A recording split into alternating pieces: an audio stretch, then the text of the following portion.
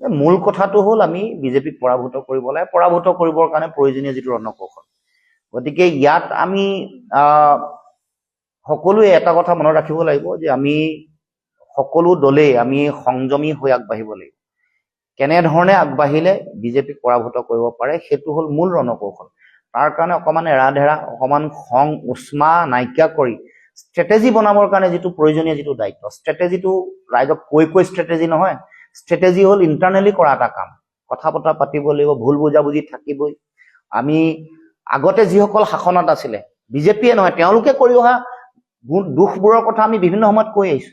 আদৰ্শগতভাৱেও তেওঁলোকৰ লগত বহুত আমাৰ অমিল আছে, কিন্তু এইটো সময়ৰ আহ্বান। এতিয়া দেশে কি বিচাৰিছে, ৰাজ্যৰ জনগণে কি বিচাৰিছে, সেইটো চাইহে আমি কৈছো যে বিৰোধী এক হৈ যুঁজিব লাগিব।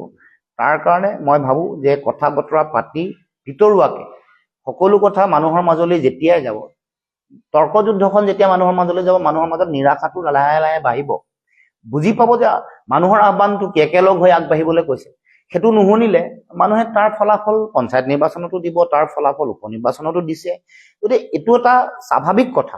আমাৰ যিটো দায়িত্ব, চেন্সিবল ৰেছপনচিবল লিডাৰ হিচাপে প্ৰত্যেকেই, কোনো দলক মই ক'ব খোজা নাই, সকলোৱে সেইটো ভাবি চিন্তি সঠিক ৰণকৌশল, কাৰণ দেশত যিটো পৰিৱেশ চলি আছে, বিজেপিৰ সাম্প্ৰদায়িক ৰাজনীতি, বিজেপিৰ ধন বলৰ ৰাজনীতি, বিজেপিয়ে প্ৰশাসন যন্ত্ৰ যিটো ষ্টেট মেচিনেৰী বুলি কয়, তেওঁলোকক প্ৰভাৱিত কৰি যি ৰাজনৈতিক ব্যৱস্থাটোত তেওঁলোকে ক্ষমতা কুক্ষিগত কৰি আছে, তাক প্ৰতিৰোধ কৰিবৰ কাৰণে সৰ্বাত্মকভাৱে যুঁজিবলৈ হলে আমি কিন্তু ঐক্যবদ্ধতাৰে যুঁজিবলৈ আমি সকলোৱে সিদ্ধান্ত ল'ব লাগিব আৰু ৰণকৌশল গ্ৰহণ কৰিব লাগিব।